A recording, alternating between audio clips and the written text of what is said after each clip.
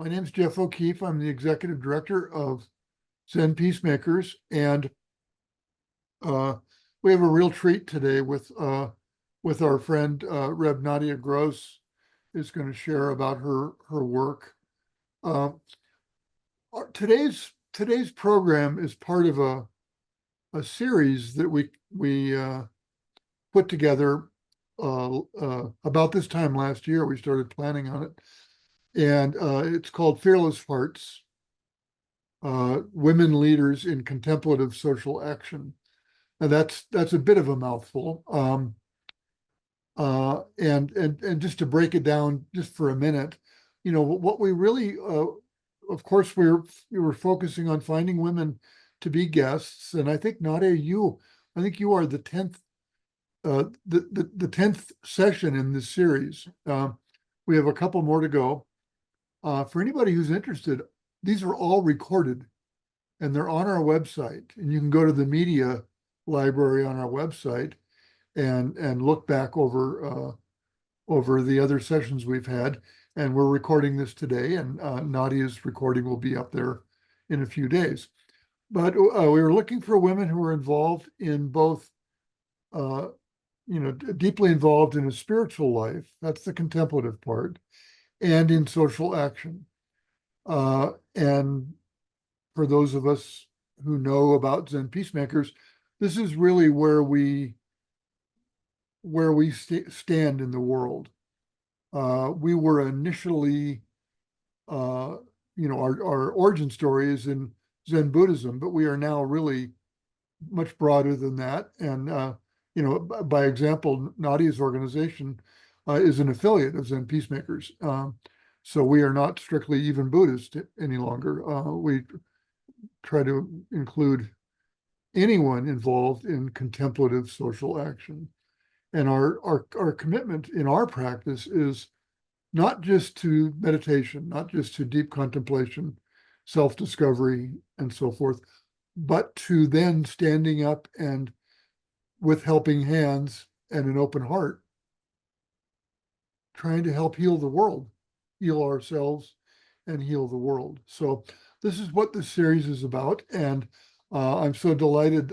My friend Reb Nadya is here to share, because the work that she and her organization are doing fits perfectly like a box and its lid with our mission here. So that is my Nadya. That's my ad-libbed introduction.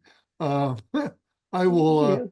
I'll mute myself and ask Chloe to take me off spotlight and let you go ahead. So thank you so much. And friends, there will be time for questions. So please make notes, and we'll get to you.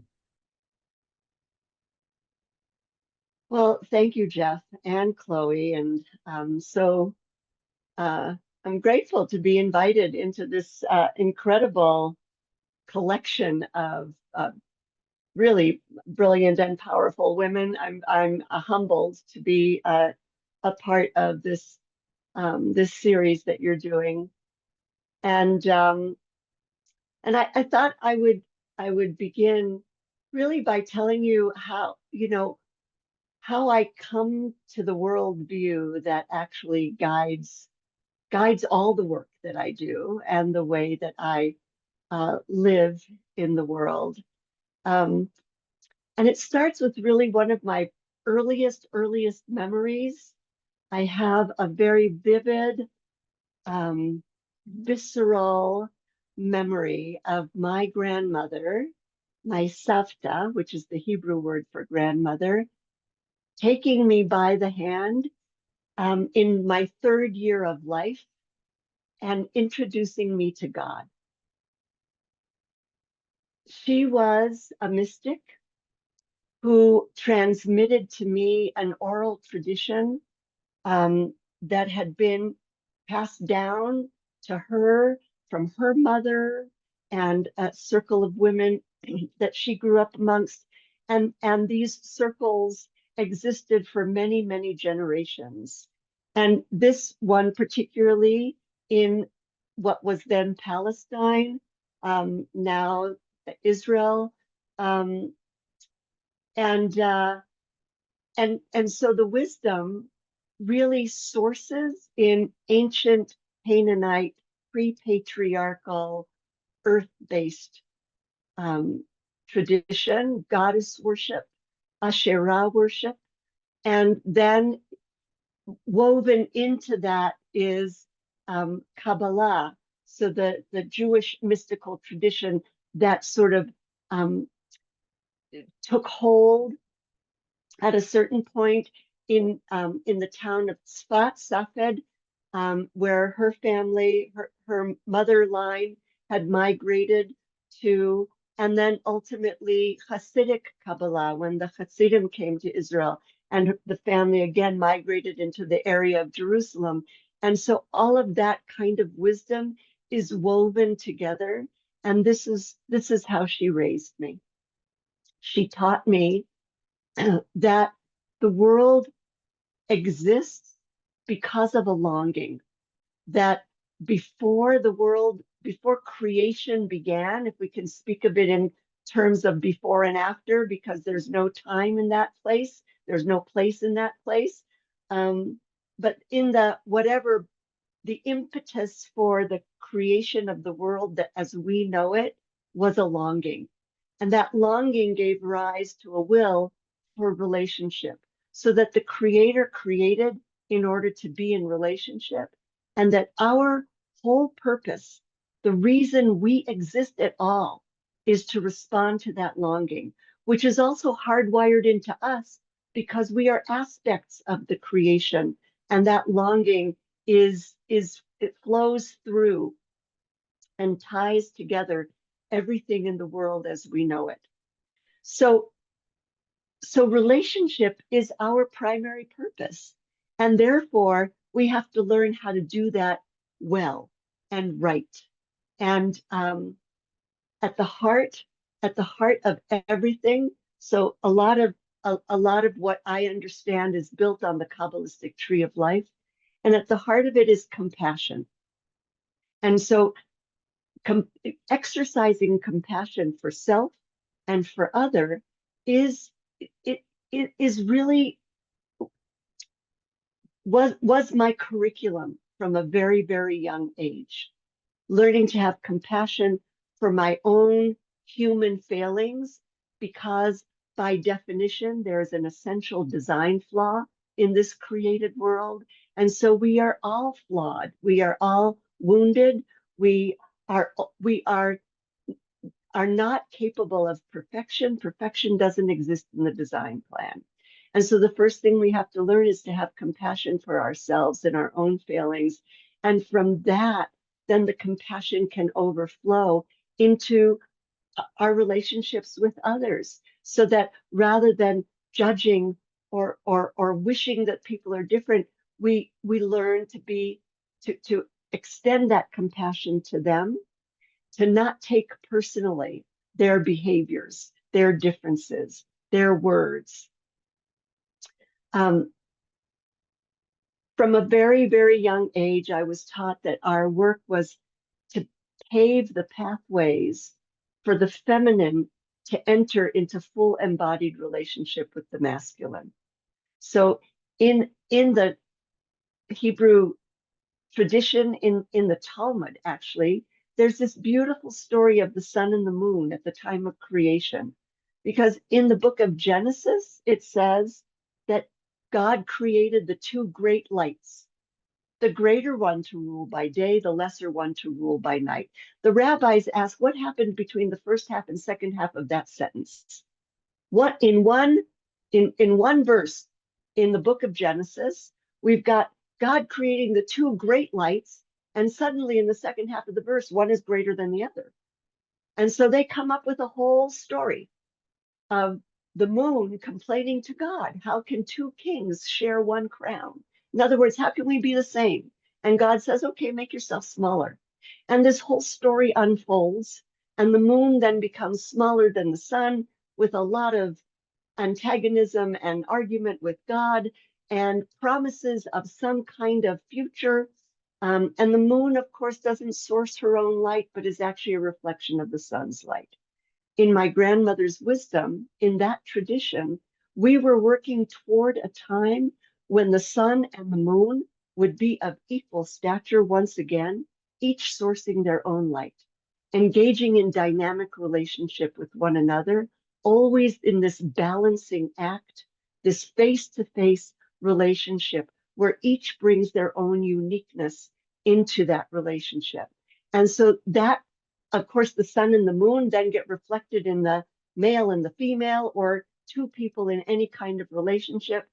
And this was our work, was to actually pave the pathways to allow the feminine to actually come into full independent and interdependent relationship with the masculine, which of course we know for way too many generations, thousands of years, has been sort of that hierarchy and the patriarchy. And what we are working towards is that face-to-face relationship. So I learned that the human and other than human world, everything in creation, are fully interconnected, interdependent, interrelated. I learned that every aspect of creation is my relation, is my cousin, not just other human beings, but the trees and the grasses and the flowers and the birds and the unseen world. All of that was part of the world that my grandmother opened up to me. So I teach a worldview these days as I transmit my grandmother's wisdom that invites us to know, in her words, that we are all of us unique and essential. And so if I am unique, there's no other like me. And so comparing and contrasting, creating better than and less than is a useless waste of time. It's an activity that just wastes our energy. Rather, we want to experience and appreciate the uniqueness of each other and recognize that we are all also equally essential to the whole. All of us together, humans, other than humans, make up this tapestry that we know as the visible world in which we live. The whole cosmos, not just this earth plane. And if any one of us is not showing up fully in our uniqueness, then there's a tear in the fabric of creation. Then we're not contributing to the whole. And so it's essential for us to be our full selves, to bring our full selves into relationship with one another and with the divine creator, and to recognize and appreciate that we need the fullness of everybody else in order for us to be fully supported and take our unique place in this fabric of creation. And so that leads me then to probably the most essential work of the last 25 years of my life, which really came to me through my teacher, Rabbi Zalman Schachter Shalomi, who we know as Rev Zalman, who taught about deep ecumenism. And the work of our organization that Jeff referred to, our organization, by the way, called Yerusha. Yerusha is the Hebrew word for legacy. And so we carry the legacies of teachers who have inspired us in the programming that we do. We're essentially an educational, a multi-faith educational organization, carrying the legacies of our teachers and building a legacy for future generations. That's our tagline. And at the heart of Yerusha, even though we are founded and led primarily by Jewish rabbis, Jewish spiritual leaders, though we now have more non-Jews in leadership than we've ever had before. We don't call ourselves a Jewish organization, but rather a multi-faith organization because we are committed to deep ecumenism. And what is deep ecumenism? Rev Zalman actually took that term from the Reverend Matthew Fox, also one of our inspirations and one of our teachers. Matt Fox was inspired by Joanna Macy and her work in deep ecology. And that's where he got to the term of deep, right? Because he saw ecumenism, in the Christian world was the different denominations getting along with one another and appreciating each other's differences. He said, building on a line by Meister Eckhart, who said that divinity is an underground river flowing throughout the world. And Matt said, there is one underground river, but there are many wells to get to that river. A Jewish well, a Buddhist well, a Taoist well, a Wiccan well, you keep on going. Many wells, one river, that's deep ecumenism, right? And so Reb Zalman took that notion and brought it into the Jewish world to really teach and inspire the rabbis that he ordained, and my husband and I are among those rabbis, um, to open ourselves, to open our ranks, to make our boundaries permeable and flexible, to learn that we needed to be in relationship with others in this world in order to actually save the world, in order to repair the mess that humans have done. And a lot of that mess has been done in the name of religion, we know, over the history of humankind. So Reb Zalman taught this worldview that that was based on a organismic model, right? He said that just as the organs in our body each have their own unique role to play, the the kidneys can't do the function of the heart can't do the function of the liver can't do the function of the lungs. You keep on going. Each of the organs in the body have their own unique role to play, and they need all the other organs to be healthy and to be doing their job well, which means they need to work in consonance, in relationship with one another, so that the whole body can remain healthy. He said the same for this world. He saw the word that this earth plane, Gaia, as a living body. He referred to her as Gaia and saw it as a living body. And he said, all of the religions and the cultures and the traditions in this world are like organs in the body of Gaia.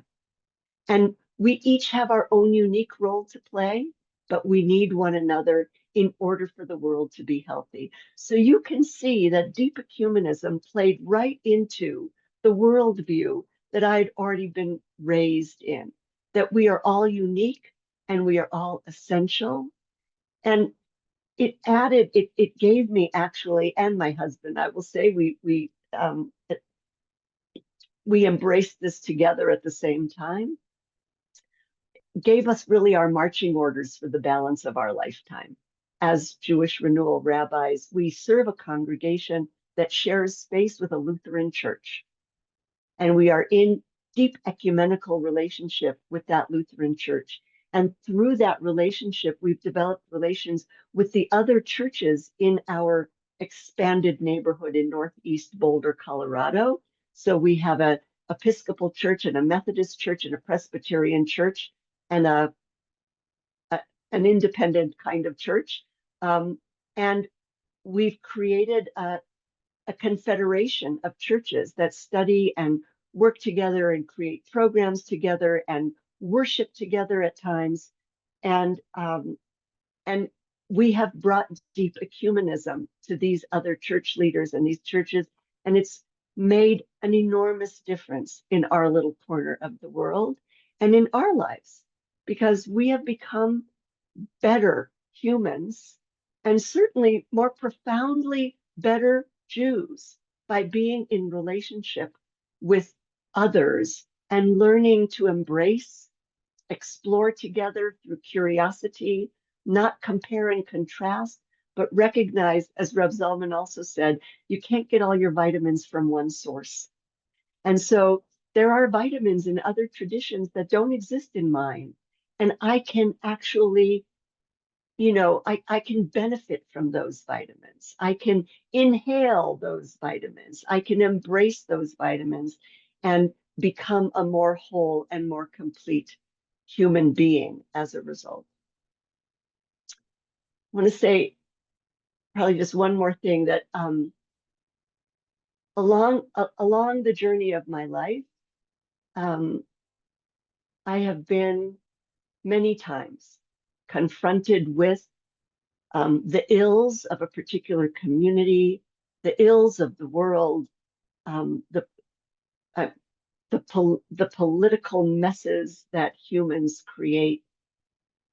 And I have taken up the banners, the various banners over my lifetime, opposing the war in Vietnam, and it just continues from there, um, through the anti-gun legislation work that I've been very involved in, through um, the Black Lives Matter work that I'm sure so many of us engaged and espouse, and always it comes from this seed, right? That compassion for self and other, that awareness.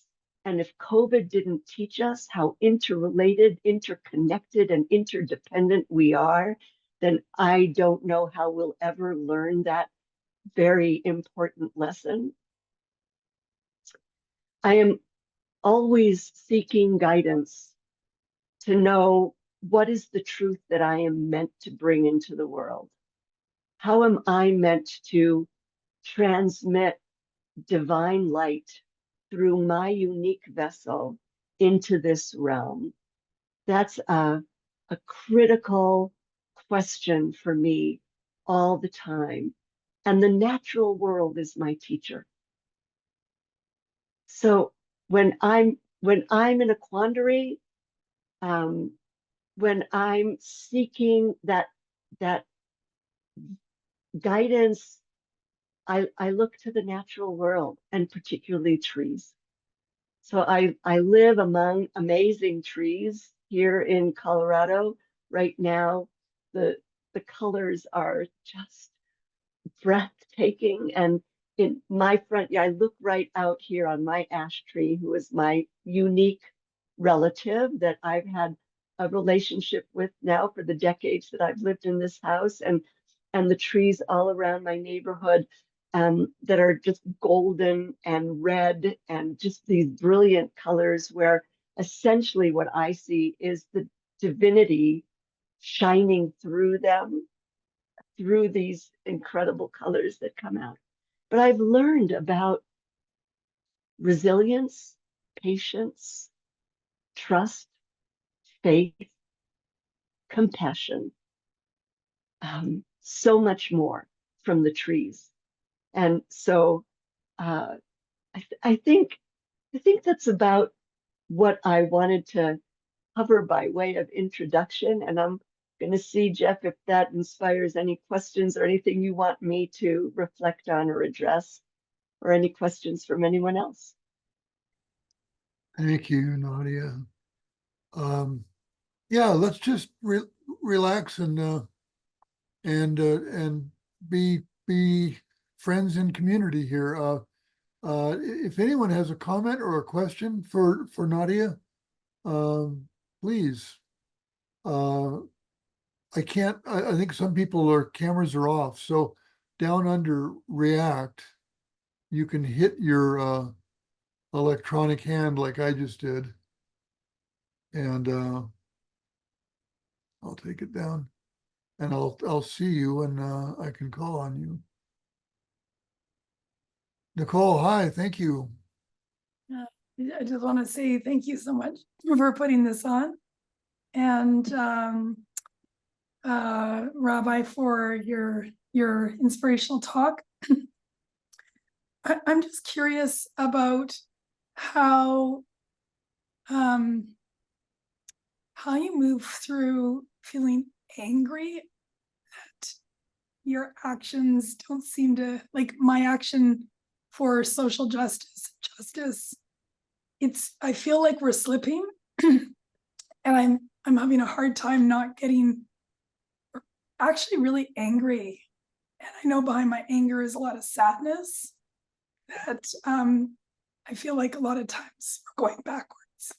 So yeah, I'm just curious about that because I know at the end of the day, I'm now 55, so not a spring chicken, but yeah, like how do you not, I guess, get discouraged when it seems like people are becoming more disconnected, like as much as our technology has connected us, it's like we've all become even more disconnected and not really in community.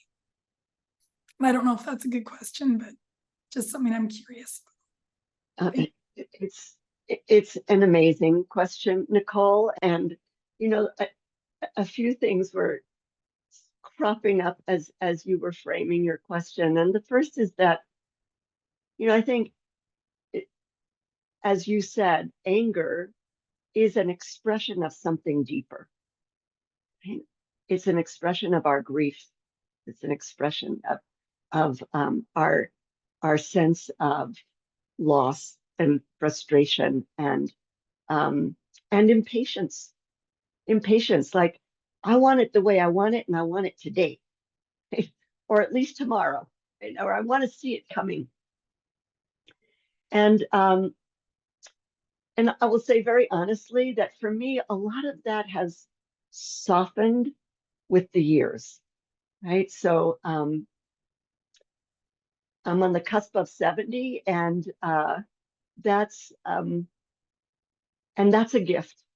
That's a real gift to to to sort of see the world through a long view and to recognize so many times, just in my brief lifetime, that we reached a point where I thought this was the end or it was never going to get better. And then it did, right? And then things eased and then things shifted. To be able to sort of see the ebb and flow of humanity and creation is a very useful thing. I spoke about, you know, having compassion for myself and my own failings and for others.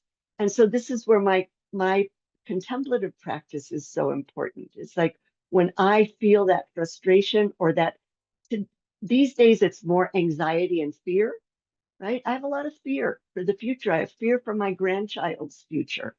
I have fear for the land where I grew up, which is blowing up right now. I grew up in Israel until I was 12 years old, and that's where my grandmother, you know, was, and we trace her mother line back to Second Temple times. So we are among the Musarabi, the you know the Mizrahi Jews who the Arabic Jews who were always in that land. And I don't know what will become of it. And so that fear for me is my issue. And that's where I need to rest in God's space. That's where I need to be in that silence and that contemplative space. For me, a lot of it is actually walking in nature, not sitting on a cushion, though, you know, I have mine behind me here, but and I do spend time there as well. But for me, it's more important to actually be in nature, walking among trees or watching the changing of the seasons and trusting that just as the seasons change and they return, you know, just as I'm watching the leaves fall and I'm always feeling grief when that happens. And then I know we're going to have a period of dormancy and the trees will just show me their skeletal structure, which is also beautiful, just as beautiful as the trees in full bloom. I know that the trees have faith that they will blossom again. That's why they can drop their leaves. And so I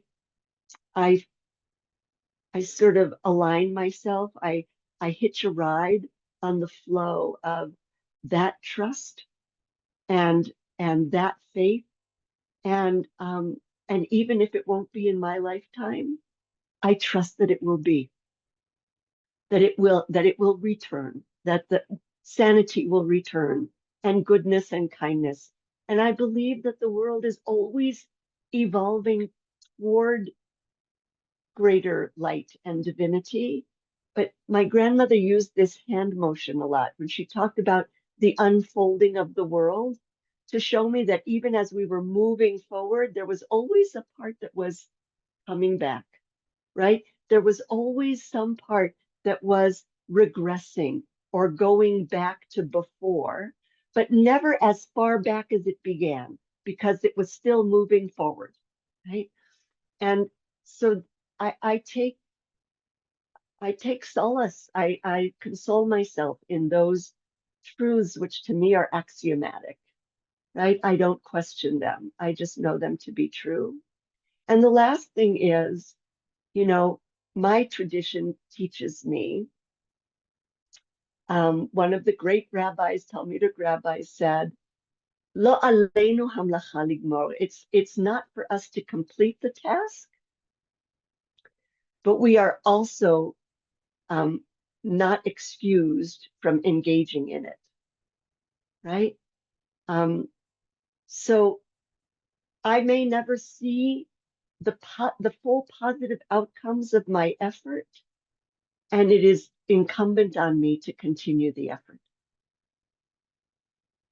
I hope that is a meaningful response to your question, Nicole. Thank you. Nicole, thank you for that. And we can always tell a really good question by the depth of the answer. So thank you for your answer too, Nadia. I'm hoping you. someone else has a question or a comment. Nothing is trivial. I see on Michelle's hand. Hi Hi there. there. Hi. I have a question about some of the work that your group has produced together, and I'm wondering if you could share some of what you came up with as present, I think presentation projects or educational projects. Yeah, thank you. So first of all, I'm just remembering that I'm putting now in the chat the link to our website. And so we have a variety of programming that we offer. As I say, everything is sourced in deep ecumenism and a lot of Reb Zalman's thoughts. So another one of Reb Zalman's teachings that were really essential are spiritual eldering. So we offer programming and courses, workshops, conferences on spiritual eldering. And this past year, we held a 2-day virtual conference on the unique challenges of aging alone, for example. And we teach courses on, on how to make meaning of these of your eldering years, how to make your eldering years valuable and eventful, and to harness the wisdom of your life. We are developing. We have many courses in the Deep Ecumenism Institute, an Institute for Deep Ecumenism, we call it. And we're developing an academy where we ultimately hope to actually train people to carry out this work in the world. So right now we have a course in sort of the foundations of deep ecumenism, what it is, how it is, learning about other faith traditions and recognizing the intersections, and more importantly, how to celebrate the differences. We have a course that is ongoing right now called Building Bridges, which actually teaches the art of dialogue, how to be in dialogue with the other, how to recognize our own inherent judgments and attitudes, and where our boundaries are, and how to soften those so that we can engage in dialogue with others.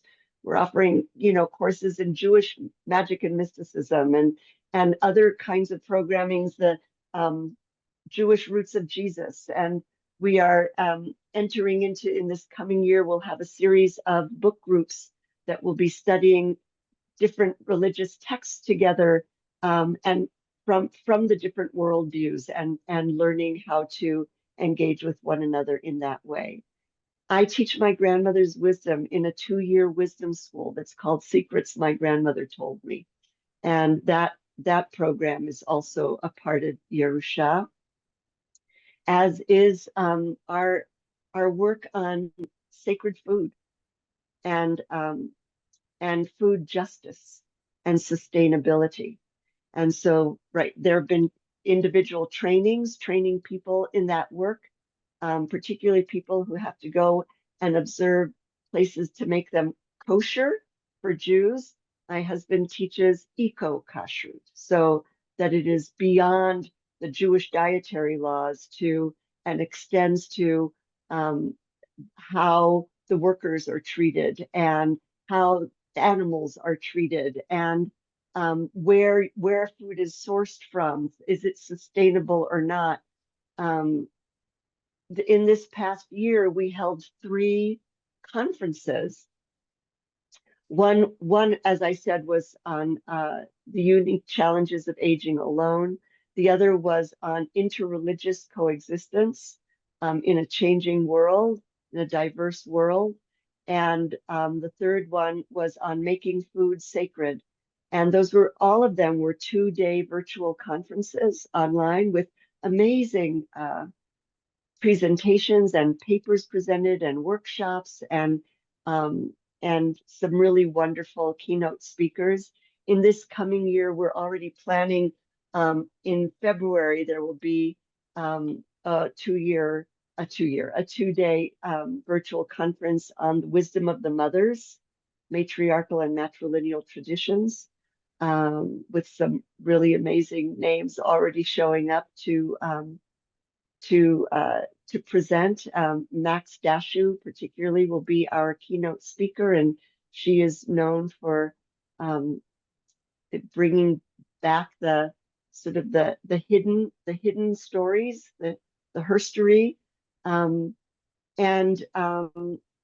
we're looking at doing a conference together with Saging International, which is the other grandchild of Rev Zalman.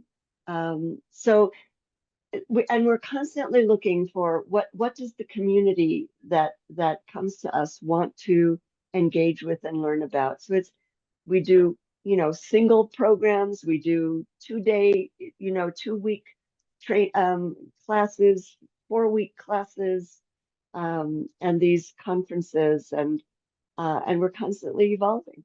So thank you for that question, Giselle. Thank you. Sounds fantastic. So is that all? I wonder, what do you do the rest of the week?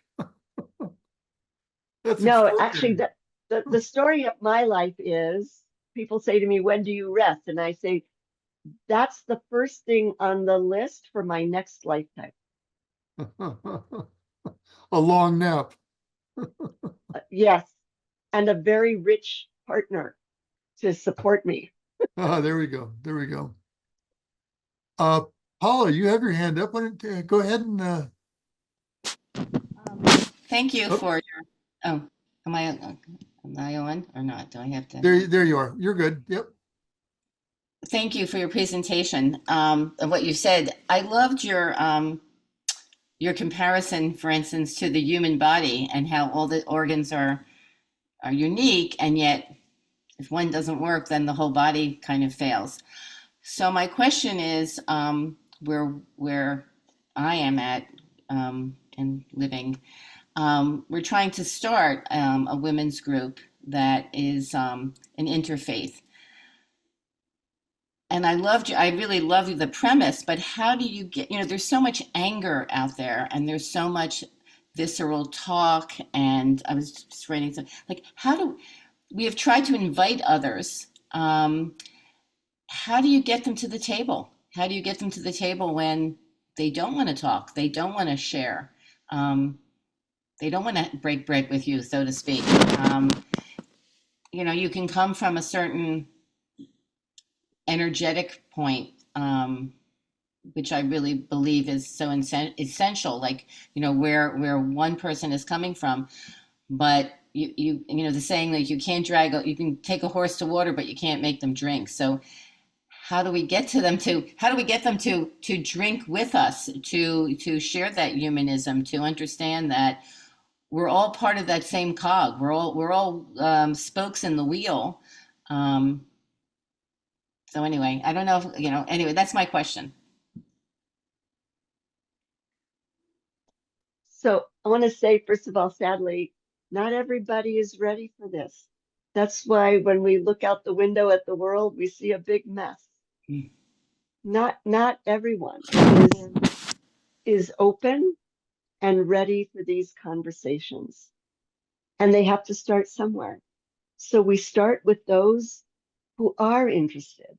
And we use, just as I know Zen Peacemakers uses, we use counsel practice, right? Just we bring people together and we make a safe environment for people to speak from the heart and share who they are and what they know and what they believe, what they wonder about.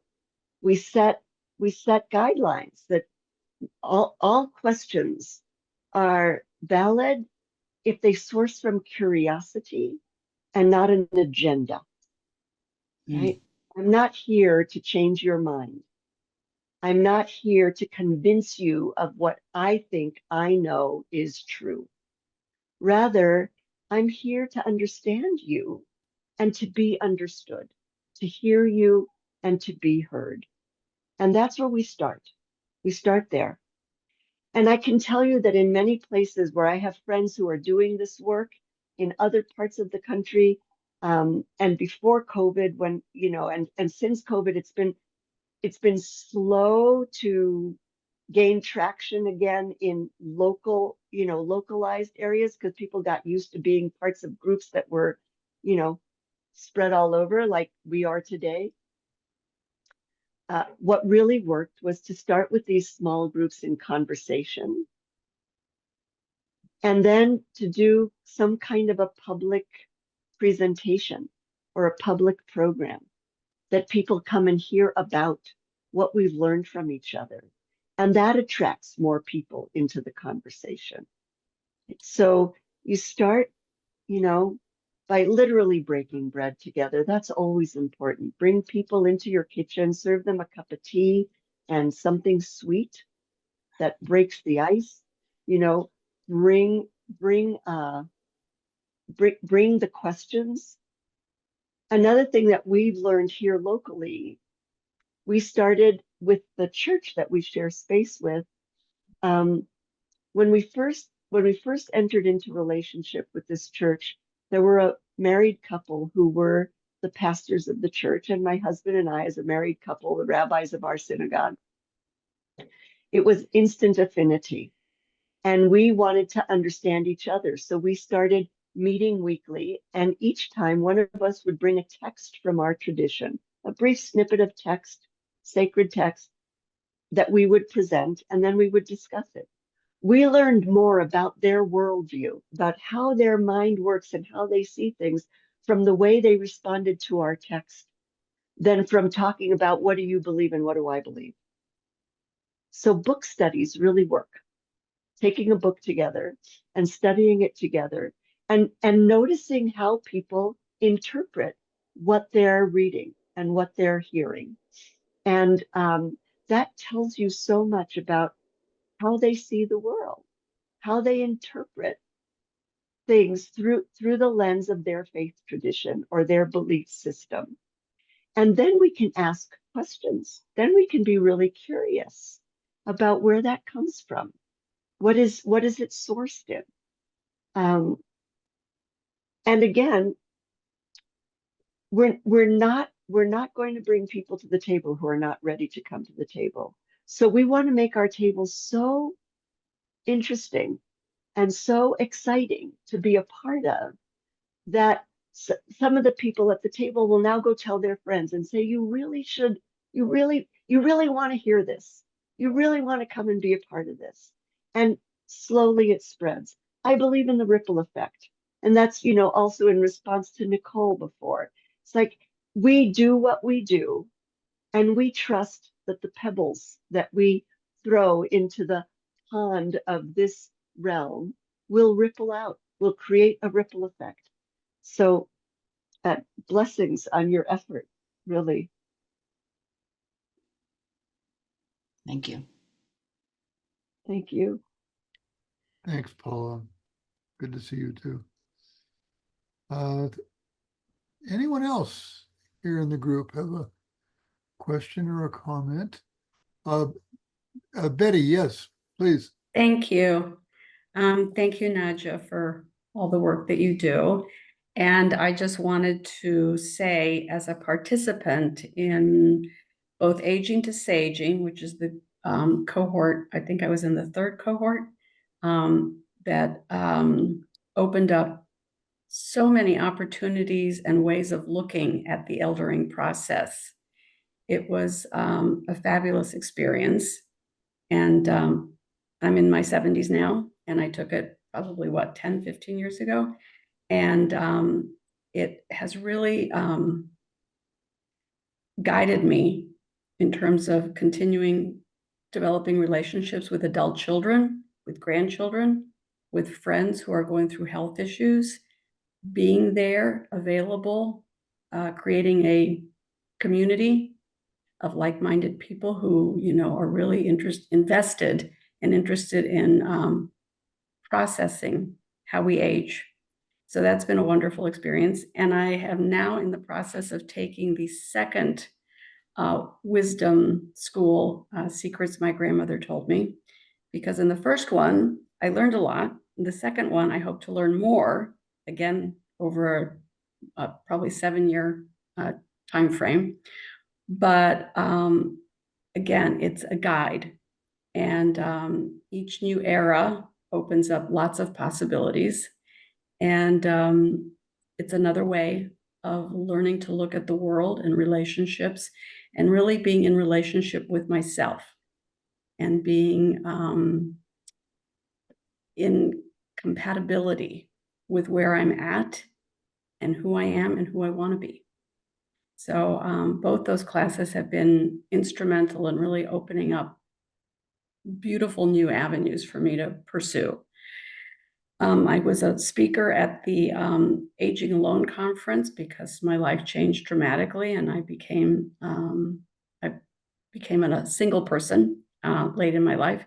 So that was an interesting process to really think about what had happened and where I wanted to go from there. So what I'm basically saying is that these courses have been instrumental and so beneficial. And if you look up the Yerusha.org, this is a blatant ad for the courses that are offered through Yerusha.org. So you should all look at them, and maybe you'll take some of them. But the goal of, I think, all of them is, as Nadya was saying, to be in a world space that opens you to yourself and to others in a non-judgmental, non-threatening way to learn about the world and your place in it. Thank you. Thank you, Betty. I did not set that up. She did not. I couldn't, but I couldn't have done a better job. Elka. Yes, I have been a student of Rabbi Nadya in different courses over the last 15 years. And it's amazing, Nadya, that I came to listen as you were going to frame it all together in one chat, and you brought it all together. And I feel so, now I put everything in the right place and everything connected. I just wanted to thank you again for being so wise and so complete. Thank you for being my spiritual director and being with me, helping me look forward. Thank you. Thank you, Elka, and welcome back home. I'm glad to see you home safe. Yeah. Thank you both, Betty and Elka, for those.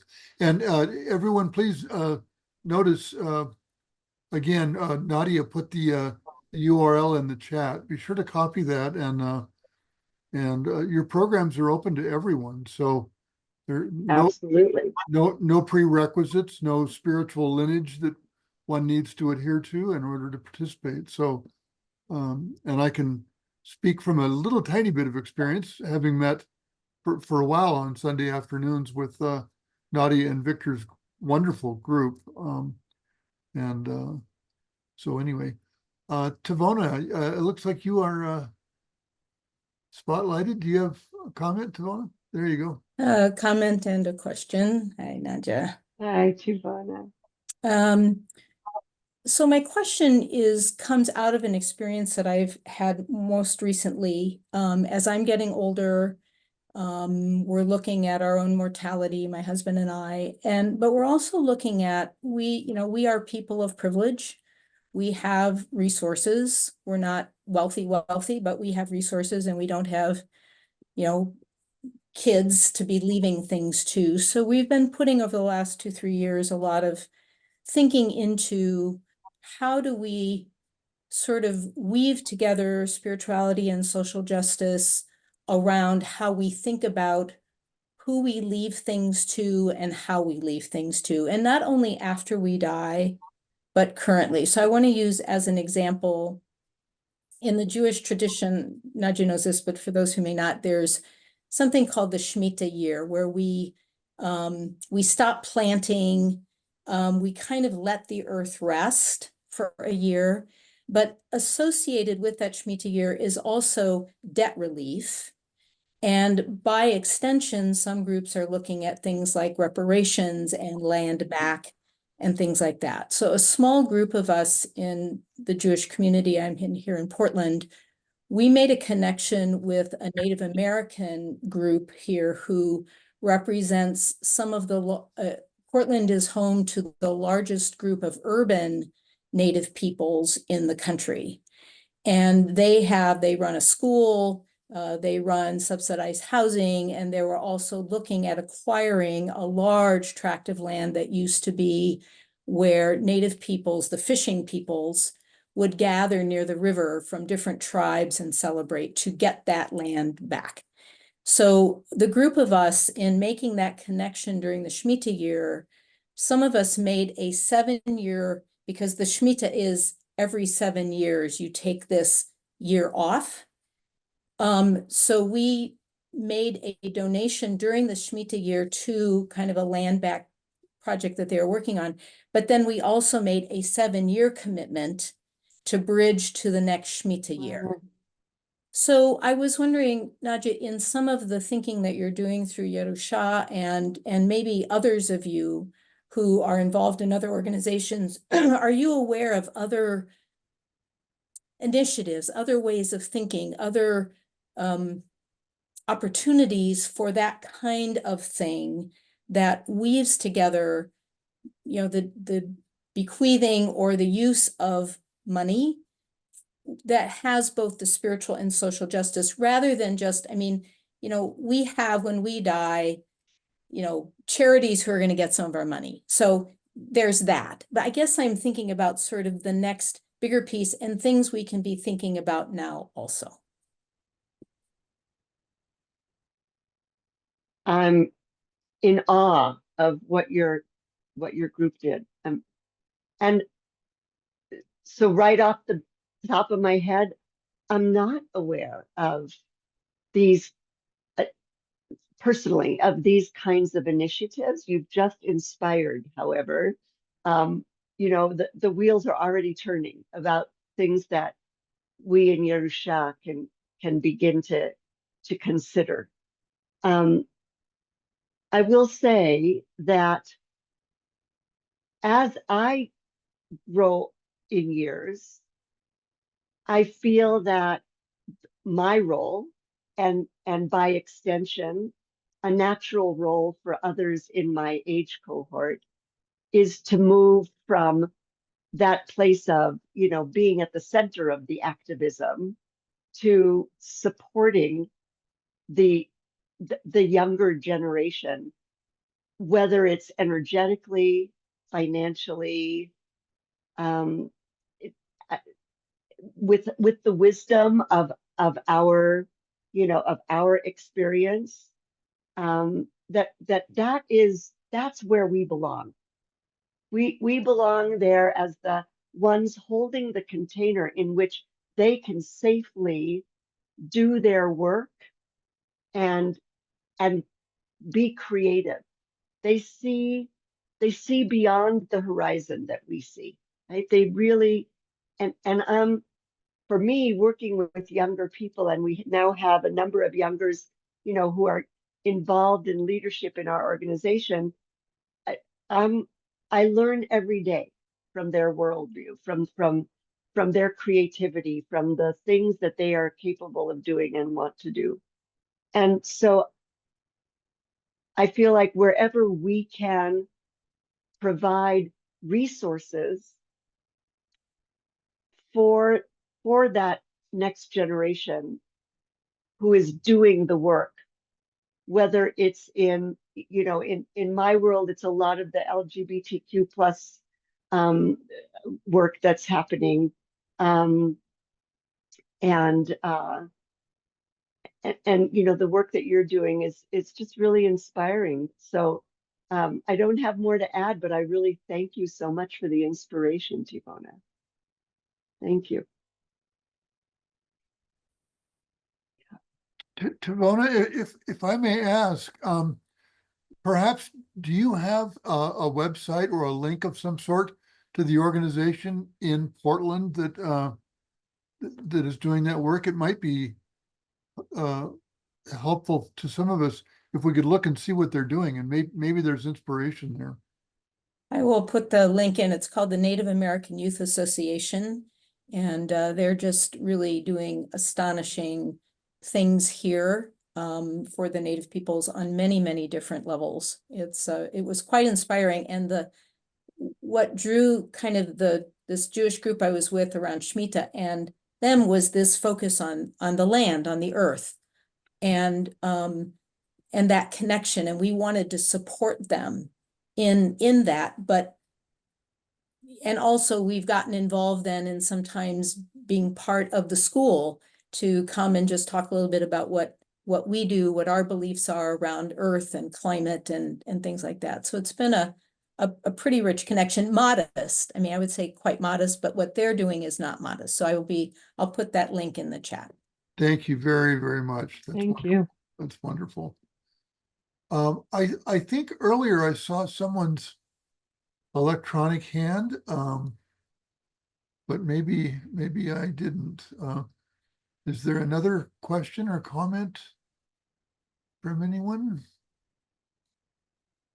We have time.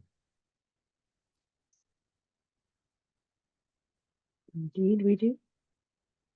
Well, Nadya, if you don't mind, I'll fill in with one, and then maybe that'll prompt somebody else too. And I want to keep my question kind of away from the political, and so I won't be specific. But every person, this is just really touching. You probably hear it in my voice, but every person I know right now is aware of the calendar. We know how many days. Some of us know how many hours, and as and maybe this is I'm projecting. It's probably my projection, but I kind of imagine when I look at other people that we're all sort of sitting in the waiting room of the dentist's office, and we're going to have a root canal or something, and it's coming, and there's this kind of a sense of maybe dread, trepidation, to be sure, fear, uncertainty. What will I do if?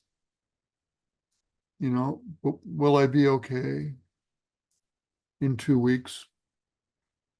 And I don't want to put the burden on you to have the healing statement that alleviates all of this.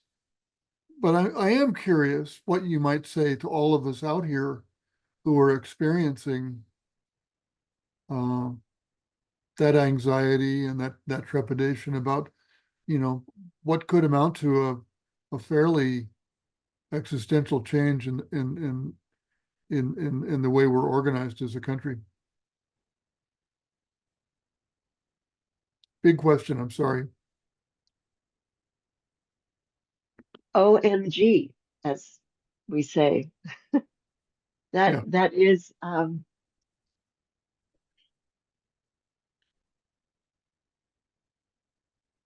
so I have to say very honestly, my husband and I talk daily about where will we go?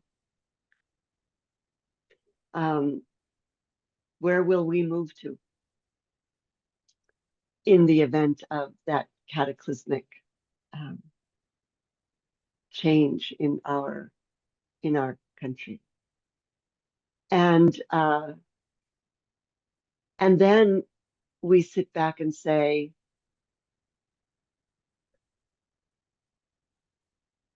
how might we contribute to the safety and the well-being of the people who will be impacted greatly by that cataclysm that we are fearful of? So it goes back and forth. Yeah. Because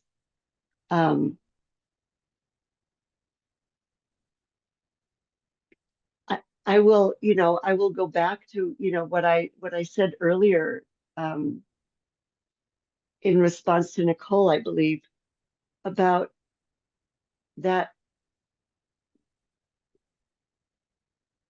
faith, that trust and faith that I have to exercise on a regular basis, that I hope that others can find in themselves. It doesn't have to be a religious tradition, but simply that sort of faith in the essential goodness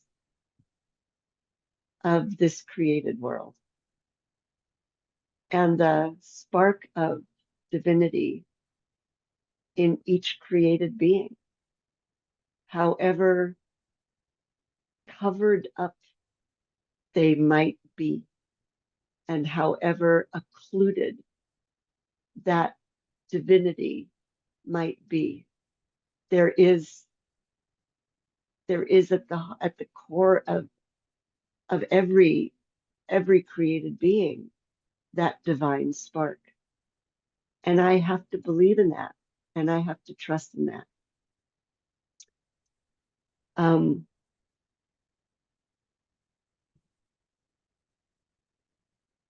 I've spent more time with the trees in the last few weeks as I'm counting down the days as well to find peace, because I believe also that if we're not at peace in our hearts, in our core, we're no good for whatever is going to be called forth from us in those, in the days and years ahead. So we have to find that peaceful heart, that core of faith and trust. And then hear how we are meant to contribute, to help, to support, to protect.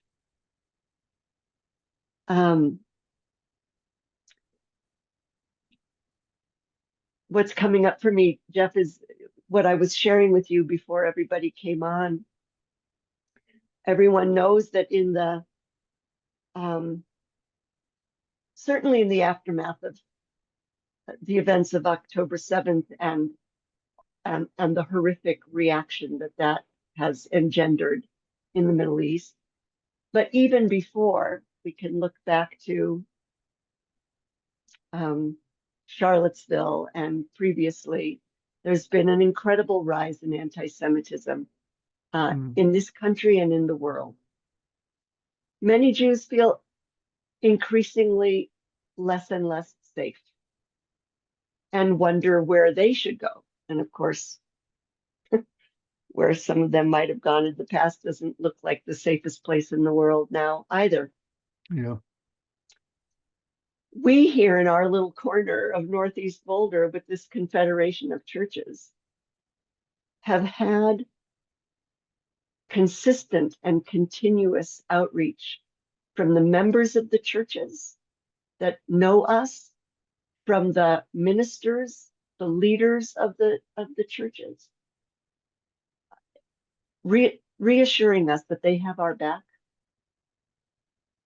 that they care about the relationship that we have cultivated amongst our community members, not just my husband and myself, that we have nothing to fear because they're circling the wagons around our community. That's an amazing experience and statement to be able to make. And that's because of 22 years of cultivating these relationships. Yeah. And being so I would say we all have to be able to reach out to the other, whoever they are in our lives, however we define them, and cultivate relationships. Be the expression of kindness and compassion that we know how to be. And in the mirror of how we show up in the world, we invite that reflection back. And I think we have to count on that. We have to believe in that. I do. That's the best that I can offer. And vote. Yes. Yes. Right? My husband likes to quote, Mayor Daley of the past, vote early and vote often. Vote. Yes. And make sure that others around you do as well.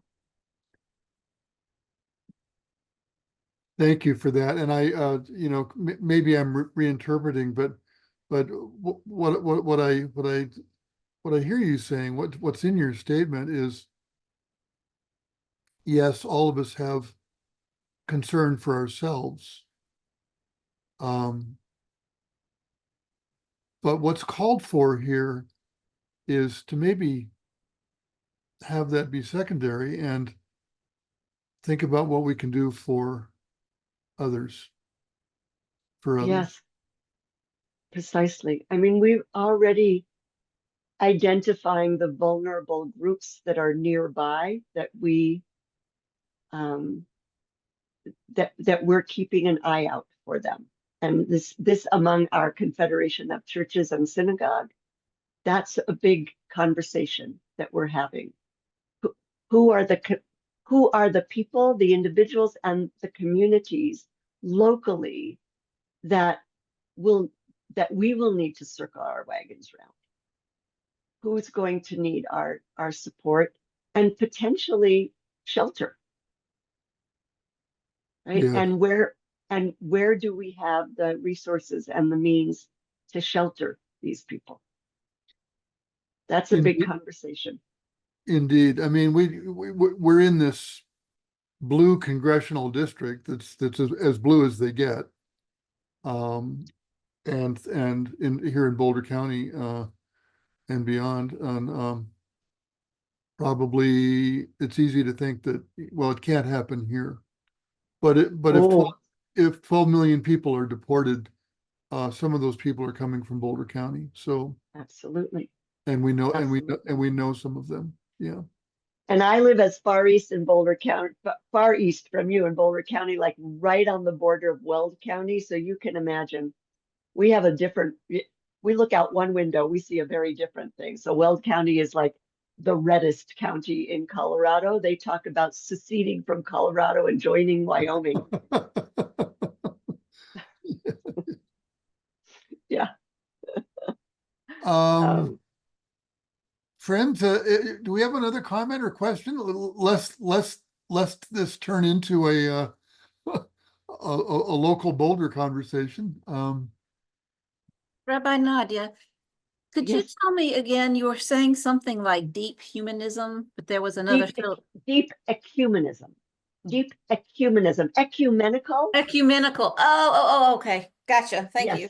Okay. Deep ecumenism. And so it's first introduced, actually not originally, but the best book that Matt Fox wrote that gives you a sense of that is called One River, Many Wells. Okay. And you can read a little bit about it on our website. We're about to publish actually a little booklet that can be downloaded about what deep ecumenism, the work of deep ecumenism is all about.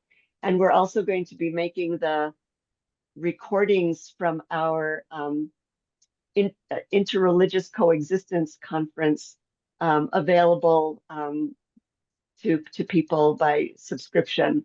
That's going to be coming very soon. So it's ways of learning more about how that works. But Jeff mentioned the circle that he was a part of, has been a part of with my husband and myself way back in the end of 2013, um, quite a few months before Reb Zalman dropped his body, left this world. We formed a deep ecumenism circle, and we invited other practitioners, spiritual leaders and teachers, not just clergy, but spiritual leaders and teachers of different faith traditions to join this circle. We had no agenda except to learn from each other and with each other. That circle has met monthly all these years since 2014 up to the present. And we have inspired other circles. And we've lost a few. 3 of our original members have died over the years. And a few others have been folded into the circle. What it's done for us is it has inspired our work in the world. Just meeting monthly, talking about whatever's up in the world and bringing our own faith traditions, worldview to the conversation, to learn from each other and understand, and also to inspire one another. The ministers in this circle tell us that their sermons, their homilies are inspired by deep ecumenism, that they have brought the Jewish Jesus to their churches. We have brought the Jewish Jesus into our synagogue, as have other rabbis in this circle, to remove that separation of us and them between Jews and Christians, to understand our shared roots. And we simply inspire and support one another. And I can tell you that just, a few months ago, Pastor Larry Daniels Block, who was the husband in this couple that first welcomed us into this church 22 years ago, and while he and his wife Linda had left Colorado, and we have other pastors now leading the church, but still in that very incredible relationship with us. Larry and Linda were in Colorado. They were meant to be visiting us, and the night before they were to arrive at our home, Larry died of a massive heart attack. It was completely unexpected and shocking. And Linda, and of course, we went and spent the next day with Linda and her family, their family that they were visiting here in Colorado, instead of them coming to us. And she turned to us and said, I think we need our rabbis to do his funeral. And so here we were, doing a funeral that wove together the Lutheran liturgy with the Jewish liturgy to honor this incredible man who'd been our personal friend. And he and his wife co-led interfaith spiritual pilgrimages to the Holy Land with us. We went a number of times together, and led spiritual pilgrimages to Israel and Palestine. And we officiated his funeral. It was amazing. and healing for us, and a gift that could only happen because of these relationships that have been cultivated, and because we've bothered to learn one another's liturgies. We've bothered to understand how, where they weave well together and where we leave well enough alone, right? Where we honor the differences and where we can create a weaving of the two. So that's one of the outcomes and gifts of doing this kind of work. And there was the question before about creating a women's group and having it be multi-faith. That can lead to these kinds of incredible relationships and sense of community and mutual support and learning with and from one another. I will tell you that Yerusha and our synagogue, which is known as Pardes Levavot, which means Orchard of Hearts, and Shepherd of the Hills Lutheran Church, which is the church where we share space, we are planning over the course of 2025, we will have 3 deep ecumenical worship services together that will be also zoomed from our sanctuary, where we have the capacity to live stream and to Zoom, interactive Zooms also. So that's something for you all to consider joining us and experiencing and being a part of, because it's quite magical when we weave the liturgies together and create worship that doesn't dilute any one tradition, but makes all of them that much richer and more inspiring. Wonderful. Nadya, that's wonderful. And may I ask you, I think you'll do this anyway, but let's make sure when the information about those events is available, let's make sure we promote this on Zen Peacemakers, in the newsletter and in our membership platform and so forth, so that we Absolutely. I'll be We'll very, make sure it gets, we'll Yeah, make that's sure it great. makes it to the platform. Thank you. We're kind of closing in on our time here. Does anyone have a question or a comment or anything to share before we start to wrap up? This has been a really warm little bit of time. Mary Lynn, do you have something for us? Nadya, I would love it if you could do on Zoom, through the Zen Peacemakers in your own organization, a workshop on facilitating interfaith dialogue. I go to a synagogue and I go to a Lutheran church. And so at Midrash, we have interesting discussions, but very much agenda oriented. And the tension that can arise from that. There are Jews, there are non-Jews. And so it's an interesting mix, but it would be wonderful to be able to know facilitative techniques in dialogue that would smooth the way so that people would become less defensive, less political, in tune with either Torah or whatever is being discussed, but to be able to arrive at your wonderful ecumenical stance that you obviously enjoy out there. I'm in awe of what you've done out there, Nadya. I'm absolutely in awe, because it sounds as if it's taken out many years of hard work to arrive at that openness and that transparency. I would welcome that. I would learn from you, because the ways of framing questions and statements could be far more gentle, far more compassionate, far more oriented toward everybody arriving at a mutual understanding. Please consider this deeply, because I've soaked up so much today from you. You have calmed me, and you've given me hope. You've given me hope. And thank you for that. Thank you deeply for that. Thank you. I'm really touched by your reflection, Mary Lynn. And I will say we do, you know, we have this course that's right now, I said, that's ongoing. It's called Building Bridges, which is about how to do the dialogue.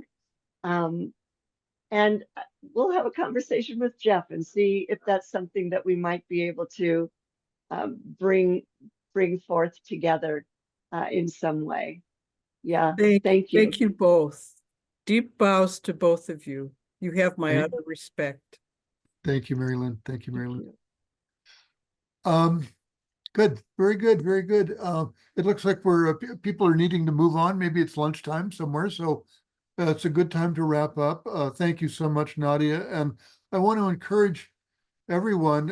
Again, the URL for Yerusha is in the chat, and we're collaborating today. So visit the website, lend some support in whatever way you can.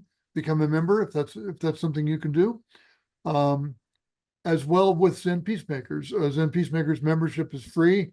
Takes about 30 seconds to click. Be sure to subscribe to our newsletter so you can see what we're doing. We have a lot of programming. I can't say that it's as much as Nadya and Victor are doing, but we try to stay busy, that's for sure. I will put in a plug for one event coming up the day after the election. Actually, it starts on November 6th. And I only mention this because Nadya referred to some of her programming on aging. Our dear friend, Roshi Eve Myonin Marco, Roshi Eve Marco, who also was born in Israel, is beginning an 8-part series on aging on November 6th. It's free. I think Chloe would have to remind me, but they're every couple of weeks, maybe. They go into 2025. You can go to the website under events and register there. It promises to be very, very interesting. You can see the 8 topics for the different sessions. We put it up a week or so ago. Within 24 hours, we had 160 people sign up for this program. So we've clearly struck a nerve, I think, and so I invite and welcome everyone to join us for that free 8-part series. And I think I'm just looking around here, not to be too hasty in case there's a last hand up. It looks like not. Nadya, once again, thank you so much. This was really wonderful. And to the idea about talking again about perhaps, a program as Mary Lynn suggested, if that's something that we can talk about, let's do that. We'll find another time. So, Absolutely. okay, I will thank Thank you everybody. so much for inviting me, and thank you everyone for your wonderful questions and your feedback. It's been really a delight to be with you today. Thank you.